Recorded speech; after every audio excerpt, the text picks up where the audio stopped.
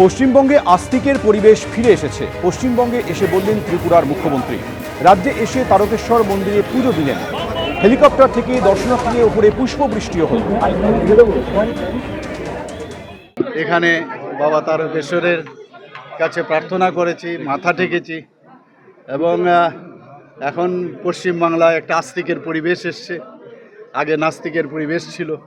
তো এইরকম একটা পরিবেশের মধ্যে আসার পরে এটা মানে একটা ফিলিং গুড যাকে বলে সেরকম একটা ফিলিং গুড এসছে। আধ্যাত্মিকতার দিক দিয়ে এখানে আসার পর মনে হলো যেন ঠিক ভগবানের কাছে আমরা চলে এসেছি এবং বাবা তারকেশ্বরের কাছে প্রার্থনা করেছি পশ্চিমবাংলা যেন ডেভেলপমেন্টের দিকে একদম শিখরে পৌঁছয়। 19 বছর পর গত পরশু পশ্চিমবঙ্গে ফিরেছেন কবি তাসলিমা নাসরিন।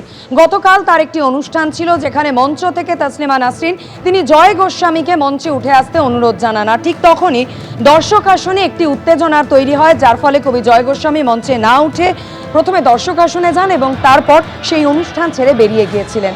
আজ সাংবাদিকদের মুখোমুখি হয়ে সেই প্রসঙ্গে তাসলিমা নাসরিন বললেন, আমি জয় গোস্বামীকে ডেকেছিলাম, তাকে মঞ্চে উঠতে না দেওয়া আমার অপমান। রাজনৈতিক মত ভিন্ন হতেই পারে, কিন্তু সবার মত প্রকাশের স্বাধীনতা থাকা উচিত। আমার খারাপ লেগেছিল, কারণ ওটা তো শুধু জয়কে অপমান করা হয়নি, আমাকেও অপমান করা হয়েছে, কারণ আমি তো জয়কে ডেকেছিলাম। তো আর আমি আমার যে ভাষণ ছিল সেখানে তো আমি বাক স্বাধীনতার কথাই বলেছিলাম, যে আমাদের ভিন্ন মত থাকতে পারে কিন্তু সবাইকে কথা বলতে দিতে হবে, কারো কথা বন্ধ করে দেওয়া ঠিক নয়। আমি তো ঠিক যে কথাটাই বলেছিলাম, যারা আমার কথা পছন্দ করেছিলেন তাদের মধ্যেই কি তারা ছিলেন যারা জয় গোস্বামীকে মঞ্চে উঠতে দেননি? তাহলে তো দুরকম হয়ে গেল না? একদিকে একজন যখন মত প্রকাশের অধিকারের পক্ষে বলছে তখন তোমরা তাকে সমর্থন করছো, কিন্তু মত প্রকাশের অধিকারের জন্য যখন বাস্তবে তিনি আরেকজন কবিকে ডাকছেন, তুমি তখন তার কথা শুনতে চাইছো না। তাহলে তো আমার তো খারাপ লাগবেই, আমার লেগেছে এবং আশা করি এইরকম অবস্থা আর হবে না, কারণ কলকাতা প্রগতিশীলদের শহর। এখানে সবাই বাক স্বাধীনতা এবং মত প্রকাশের অধিকারে বিশ্বাস করেন বলেই আমি বিশ্বাস করতে চাই। এবং রাজনৈতিক আদর্শ ভিন্ন হতে পারে, কিন্তু সবারই তার ভিন্ন মত প্রকাশ করার অধিকার থাকতে হবে। তাসলিমা নাসরিন সাংবাদিকদের মুখোমুখি হয়ে আরো বলেছেন যে মাদ্রাসাগুলো থাকা উচিত নয়, মাদ্রাসাগুলোতে জিহাদ তৈরি হচ্ছে। দেখুন,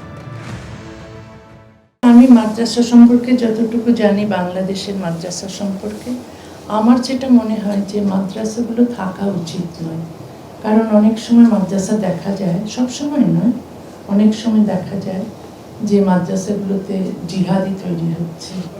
কারণ এখন আপনারা যদি দেখেন নিউজগুলো, নির্যাতন চলছে।